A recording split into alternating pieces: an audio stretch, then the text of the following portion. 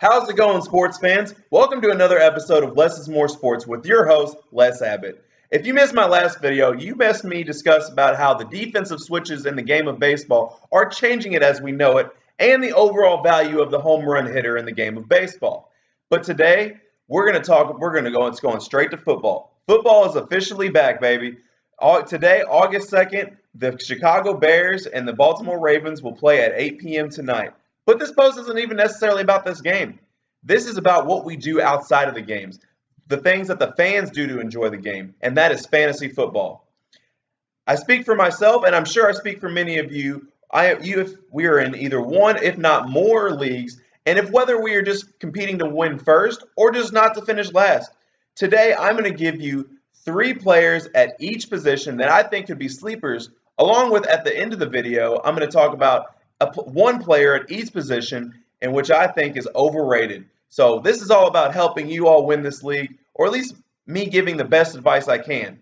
So I hope you enjoy the video. If you do, please like and subscribe. But without further ado, let's get into the video. Starting at the quarterback position, the number 1 player that I think is underrated in most fantasy mock drafts is Oakland Raiders' Derek Carr. Look, it's an unwritten rule. The first year after a severe injury, the player will use to shake off the rust and get back into the flow of the game.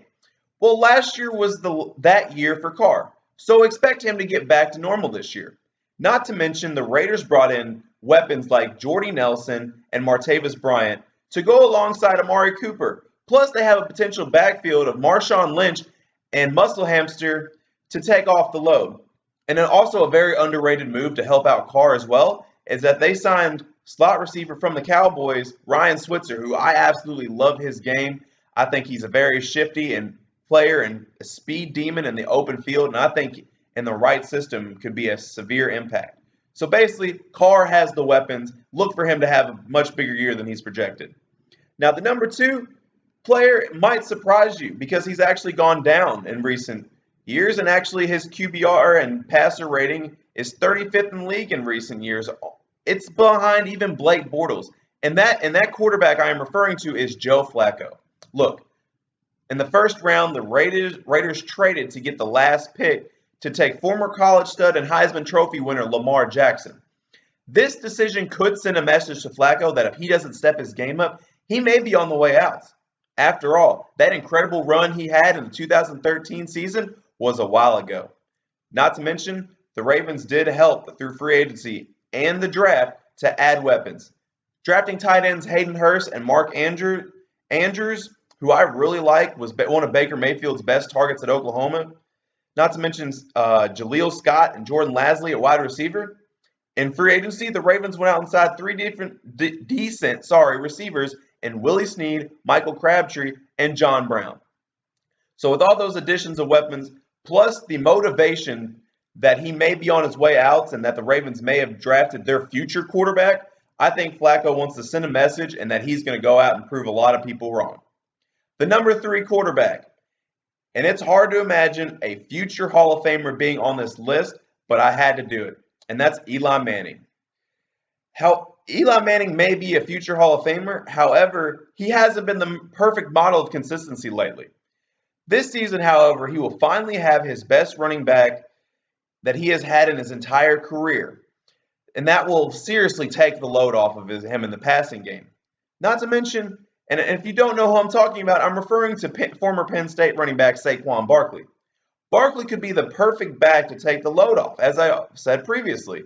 But also the Giants drafted one of the best linemen in the draft in Will Hernandez to protect him. So he's got a running back to take the load off, a lineman to protect him, and not to mention Odell Beckham Jr. is returning, and Sterling Sharp is returning, and plus the arrival of Cody Latimer from the Broncos, who I think is a very underrated receiver as well. So let's break it down.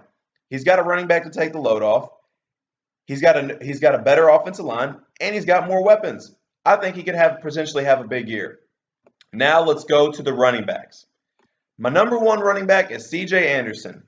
Personally, I like C.J. in Denver. He was about an 800 to 900 yard a season guy who averaged about 4.5 yards a carry. Not much of a receiver, but he signed with Carolina, and that is what they have in Christian McCaffrey. They have that receiving back. Now they need that powerful runner. I think Anderson is the Jonathan Stewart-esque physical back the Panthers want and need in their backfield to go alongside Christian McCaffrey. My number 2 running back, Sony Michel. He's ranked 29, which really isn't too bad for a rookie, really, especially when they are projected not to even be a starter. However, we all saw Michel in the BCS playoffs. We know what kind of big play threat he can be with limited carries, and that is exactly what the Patriots are looking for. Oh yeah, and he's a good receiver too. And I'd say the Patriots are a very good option for Michel to receive passes from. Number 3, Tariq Cohen. In his rookie season, Cohen averaged 4.3 yards a carry and 6.7 yards a catch, while also showing a unique skill set allowing him to be used on the run, pass, and return game. Top that skill set with new offensive coordinator Mark Helfrich, who, if you don't remember, was an offensive genius at Oregon, and head coach Matt Nagy coming to town. Both run a similar scheme that fits Cohen's talents. Moving on to wide receiver. Number 1, Corey Davis. Anyone who watched him play at Central Michigan can see that he has stud potential just waiting to pop out. Davis posted only 34 catches for 375 yards, but picked it up beautifully late in the season and in the playoffs, caught 9 passes for 98 yards and 2 touchdowns. Second year under his belt, I expect Davis to break out and show that star potential that we all saw at Central Michigan. Number 2, Marquise Goodwin. All I got to say, look at Goodwin's numbers before Jimmy Garoppolo arrived, then after. Now imagine a whole season with him. I can't literally drop a mic right now, so we'll just do an imaginary one. But Marquise Goodwin is a phenomenal athlete who is a long jumper at Texas. And I think that skill set works beautifully in the NFL as a receiver. Number 3, Cooper Kupp. Cooper Kupp has molded into a great option for the Rams at slot receiver, and I expect him to do the same in 2018, especially with another year under Jared Goff. Let's move on to tight ends. Jimmy Graham. Graham is never a sleeper per se, but he's ranked number 9, and that seemed a little low for a tight end receiving machine who now has Aaron Rodgers throwing him the ball. And Aaron Rodgers without his favorite target, Jordy Nelson, no less. So expect Jimmy Graham to get a lot of looks in the red zone, and expect Aaron Rodgers to find him. Because remember, he, as Stephen A. Smith always says, he's a bad man. All right, number 2, Mike Gesicki. Gesicki was my top-rated tight end in this draft class, and I think is the best pure receiver. Plus, that 41.5-inch vertical with that 6'6" frame will make a very nice red zone threat. 3, and he's got the funniest name on this list, and that's Jake Butt. He missed his rookie season due to an ACL injury he suffered at Michigan, but everyone around the Broncos camp is high on him and could get major targets for a player some defenses haven't even seen a lot of. Not to mention new quarterback Case Keenum in town, so use your imagination. Basically, long story short, Brock's gone. They got a halfway decent quarterback who had a good year last year. Brock is trash. Mark it down. Now let's get on to defenses. And every single one of these defenses are going to surprise you. Not to sound like a homer, but my number 1 surprise defense is the Colts. I like what the Colts did in the draft, honestly. Drafting a bunch of pass rushers to almost use in rotation as pass rushing specialists. With the moves done in free agency, the Colts are looking to build that D-line foundation. Plus, Malik Hooker should be healthy to start the season, and he is a ball hawk and will rack up points in the interception department. Number 2, 49ers. With Jimmy Garoppolo keeping the offense on the field for long drives, the 49 defenses will get more rest than in years past. Plus, I think that 49ers defense has some talent that I really like. DeForest Buckner, Solomon Thomas, Reuben Foster, and they added Richard Sherman in free agency. Number 3, the Titans. Another year of Adoree Jackson's development, drafting Harold Landry. I don't know. I just really like these collection of pieces. So to be honest, there's not really much else I could say. But I just kind of like the roster. All right, that's it for the 3 most underrated players. Now let's get to the bad part of this video, and that's the players I think are overrated. Starting at quarterback, Carson Wentz. Don't get me wrong, I think Wentz is great, and he had a phenomenal season last year before the injuries. But that's hard enough to follow up, not to mention he's be coming off a severe injury. So I'm not really sold on Carson Wentz's fantasy value as of right now.